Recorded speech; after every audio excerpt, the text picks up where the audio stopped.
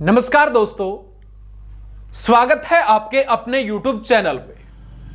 दोस्तों, आज हम जानेंगे फायरमैन ड्यूटी एंड रेस्पॉन्सिबिलिटी के बारे में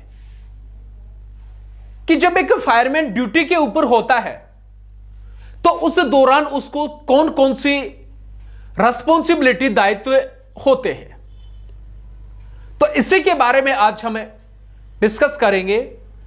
तो उससे पहले चैनल पर नए हैं तो एक बार सब्सक्राइब का बटन जरूर दबा दें। वीडियो अच्छी लगे तो लाइक करें, कमेंट करें, शेयर करें। तो चलिए फ्रेंड्स, बात करते हैं अपने टॉपिक की तरफ, फायरमैन ड्यूटी एंड रेस्पॉन्सिबिलिटी। तो सबसे पहले कौन सा दायित्व होता है? तो एक नंबर पॉइंट होगा अनुशासन को बनाए रखना। अनुशासन को बनाए रखना।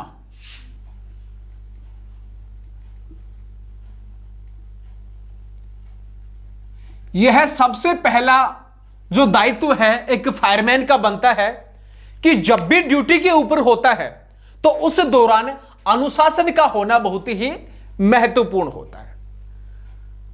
तो अनुशासन को होना बहुत ही जरूरी है एक फायरमैन का।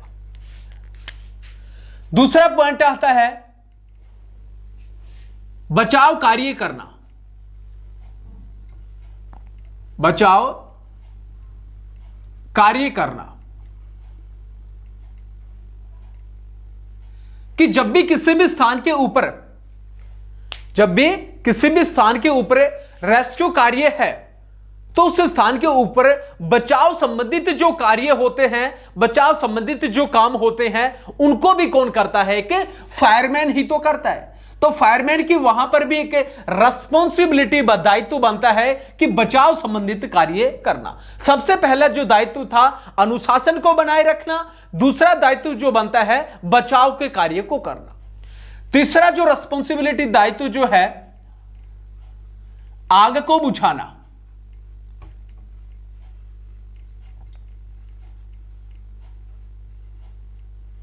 आग को बुझाना कि जब भी किसी स्थान के ऊपर फायर होती है तो उस आग को बुझाने का काम कौन करता है?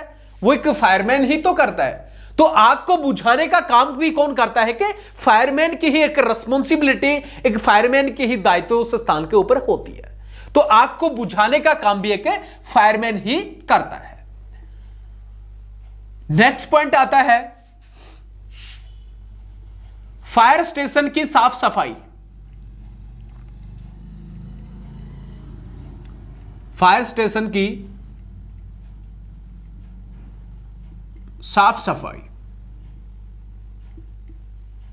करना, यानी कि जिस फायर स्टेशन के उस फायरमैन की ड्यूटी है, जिस भी फायर स्टेशन में, तो उस फायर स्टेशन को साफ और स्वच्छ रखने का काम, साफ और सुथरा रखने की जो रेस्पॉन्सिबिलिटी, वो भी एक फायरमैन की ही होती है।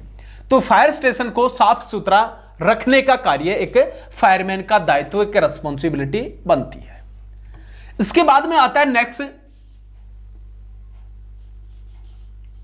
फायर ड्रिल व परेड में हिस्सा लेना।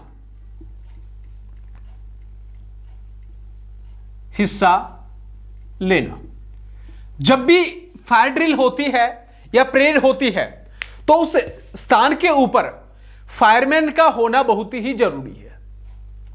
तो जब भी फायर ड्रिल हो, फायर परेड हो, तो उस स्थान के ऊपर फायरमैन की रेस्पॉन्सिबिलिटी, दायित्व बनती है कि उस ड्रिल के अंदर, उस परेड के अंदर शामिल होना बहुत ही जरूरी है, बहुत ही महत्वपूर्ण है, आवश्यक है। इसके बाद में नेक्स्ट जो पॉइंट बनता है फायर वॉच रूम व कंट्रोल रूम में ड्यूटी।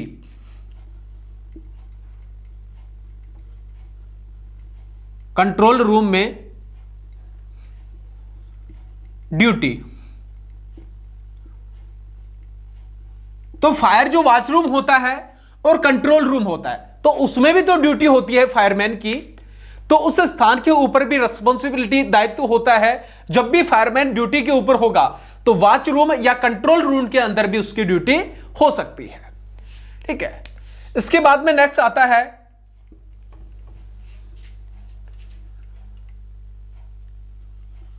फायर टेलीफोन या वायरलेस ड्यूटी।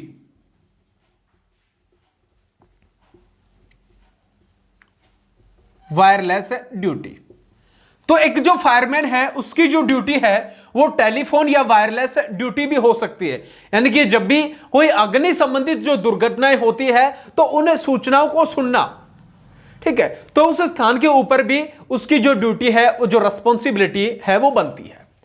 तो फायरमैन टेलीफोन और वायरलेस की ड्यूटी करना, तो यहां पर भी उसकी रिस्पॉन्सिबिलिटी, दायित्व जो है वो बनता है। ठीक है, तो ये कुछ इंपॉर्टेंट पॉइंट होते हैं, कुछ रिस्पॉन्सिबिलिटीज होती हैं जब भी एक फायरमैन ड्यूटी के ऊपर होता है। तो उस समय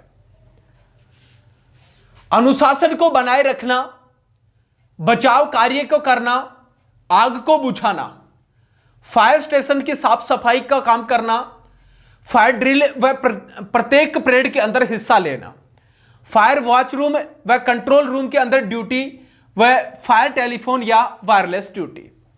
तो ये कुछ रिस्पॉन्सिबिलिटी फायरमैन की बनती है, दायित्व बनती है जब भी वो ड्यूटी के ऊपर होता है, तो उस दौरान। तो वीडियो अच्छी लगी तो लाइक करें, कमेंट करें, शेयर करें। इसी प्रकार की इंटरेस्टिंग वीडियो आप तक आती रहेगी। तब तक के लिए जय हिंद, जय भारत।